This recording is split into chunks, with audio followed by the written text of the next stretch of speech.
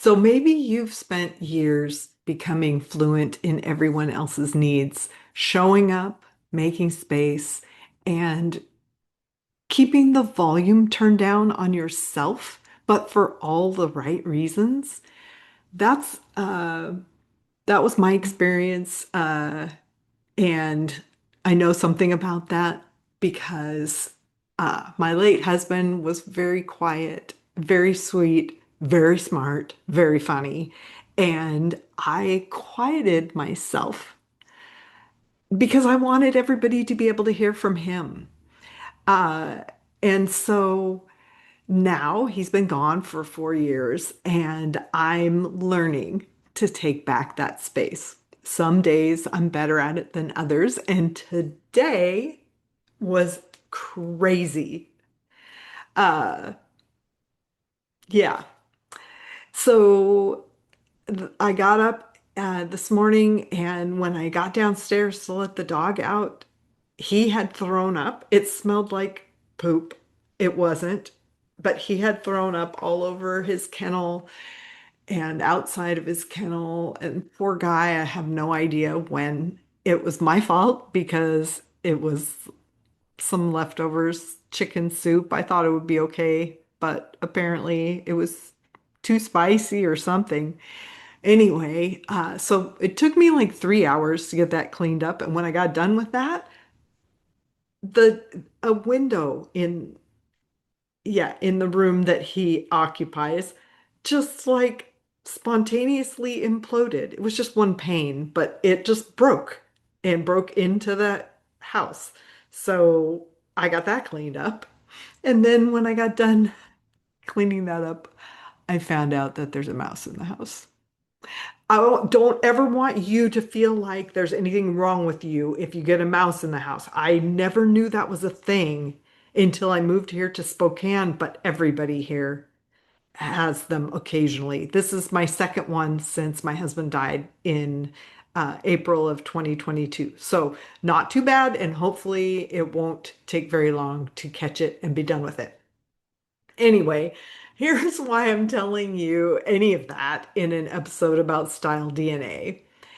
Uh, the reason that this work matters is not aesthetics as much as it is legibility.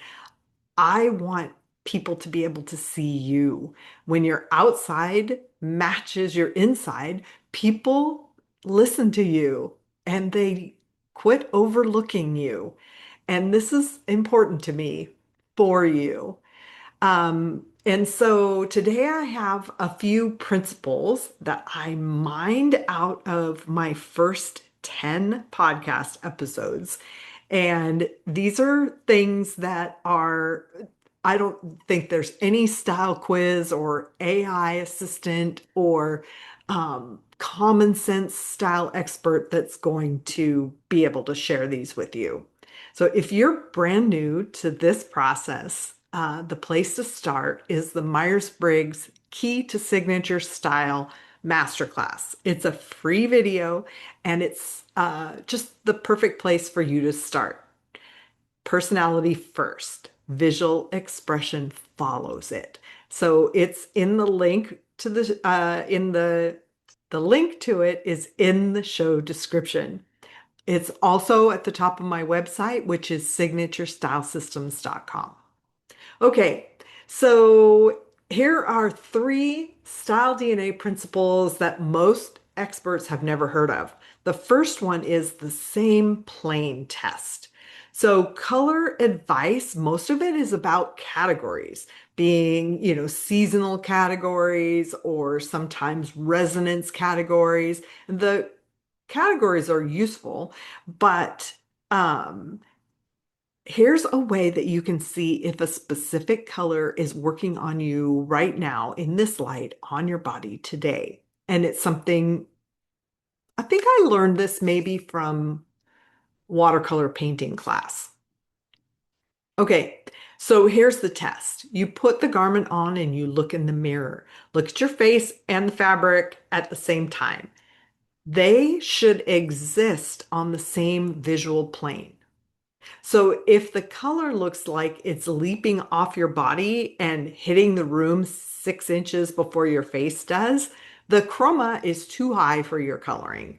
It's shouting over you and overpowering you. You can become a head on a choir robe instead of a unified presence. Then, if your face seems to advance and the clothes look dusty or like they are receding, you think about like how the mountains in the distance look. The appearance of them is softer, more muted, dustier. Um, then, if that's the case with your clothes are too subtle and your coloring is um, advancing over them, then the color that you're wearing is too muted and your energy is outrunning the fabric. And then when the chroma is right, you and the color arrive at the same time. Neither is fighting for attention. You are one thing. And if this isn't like, if you love the color and this isn't super obvious to you that it's off in one way or the other, wear it. And it's not about what colors you're allowed to wear. It's just a helpful diagnostic tool. So, principle number two, your favorite color is the only timeless choice you have. So, we get told and expect that neutral colors are investment, like your investment should be in your neutral colors. Classic, timeless, expensive things like a wool coat, you should get it in a neutral. And then I am pulling this principle from Maria Killam's work. She's an interior decorator, interior designer who has developed a color system. So here's what that advice misses. Neutrals don't exist outside of time. They exist within decades. And so there will usually be a, a neutral that's connected to a certain time period. But colors, your favorite color, they don't date so much. You will find certain colors are easier to find at different times, but you're always going to like it. So if you want to buy like a couch or a wool coat or something, consider getting it in a color that's genuinely timeless for you. You have always loved that color. Like if you love emerald green, an emerald green wool coat would be amazing. Or an emerald green velvet couch, also amazing. So if you're working through the congruence code, you'll get just a palette that hits a lot of the seasonal energy notes that you need. And that's a great place to find colors that are specific to you. Okay, so principle number three is about creating a bridge between the clothes that like the styles that you relate to when they're too casual for what your lifestyle demands for you to wear. So this came from someone that I know and love who she's just boho at heart. And she was working in kind of a business casual type of a setting. And yeah, flowing, artistic, layered. And so standard advice might say just, wear, whatever is expected, business casual, in your area or whatever.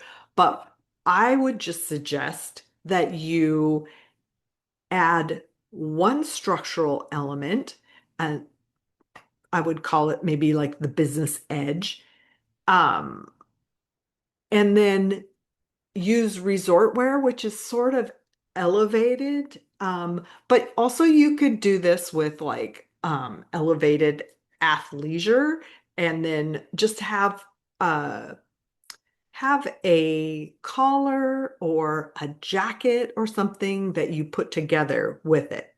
So here's something simple you can do this week to integrate some of these principles into your wardrobe.